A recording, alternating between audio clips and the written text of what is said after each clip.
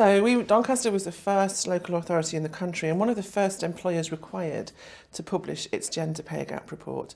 That was a very deliberate strategy, not least because Mayor Ros Jones and myself are the only elected Mayor Chief Executive all-female combination in the UK and the female president of Solace. In both roles, and Mayor Ros, we have put women and championing diversity and equality at the heart of our agenda. So what's the success of the gender pay gap? It's about leadership. It's about doing what you say and saying what you do. When you have a priority, demonstrating that you meet it. So that's why we were first, and we wanted to do so much more than just the bald figures in the government's report, to really understand the stories of women, where they start in the workforce, how they progress, and how we look not just at average figures and gaps, but what's the mean, what's the median, what's the real story of overtime, and how women succeed in this organisation, because we fundamentally believe that if you get gender equality and women right, then you will solve the much wider equality issues that we face. Gender pay gap reporting is just one of the things that we're doing to modernise our workforce as we modernise the council.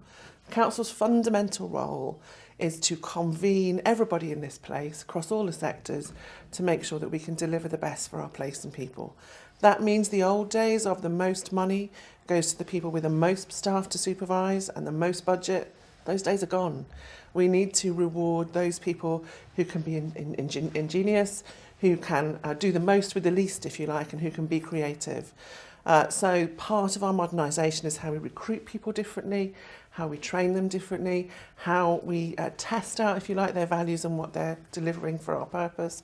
And I think also, in terms of the brilliant work of Caroline Barclay and her team who've led this, this is, our employees saying, actually, we're not hiding our light under a bushel. We know what we can do, we can lead the way, and we're not afraid to share that with others and learn with other councils. So it's the new Doncaster, it's the way we roll around here, and it's part of our purpose, which is we exist to make sure this place and its people thrive with value for money at the heart of what we do.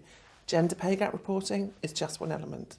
Doncaster got involved in gender pay reporting when the initial consultation paper came out, and at that time we looked at it and we thought, goodness, we don't actually think we can calculate it with the complexities of our payroll, and so we set about to try and do it then. We found a number of problems which we fed back to the government office, and some of the legislation was changed as a result.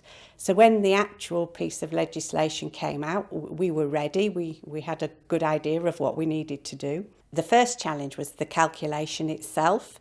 Having promoted equality, diversity and inclusion with our workforce, we have people on lots of different terms and conditions of employment. So we have part-time workers, full-time workers, casual workers, term time only workers, and staff on annualised hours. So actually doing the calculation was quite a difficult and complex process.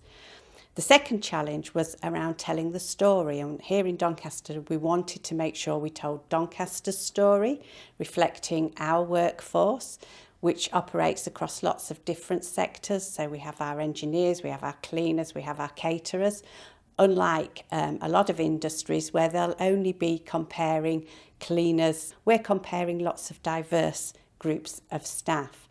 So telling our story in a very simple and clear message that reflected our workforce here was really important to us. And the third challenge is yet to come, and that's the challenge of avoiding comparing one council's data with another council. We are all different now, we provide different services, some have contracted out services, some still provide service. So we must avoid the third challenge of comparing one council with another. Engaging staff and our stakeholders was a key part of our journey. The first thing we did was to engage with our directors and our elected members so they understood gender pay in the Doncaster context. The second key area was to talk to our unions so that they understood our gender pay and that it was different from equal pay. And the third area was about our staff themselves and engaging them, which Jo did through her regular column to staff and also through putting the report on the intranet and direct communications with the staff.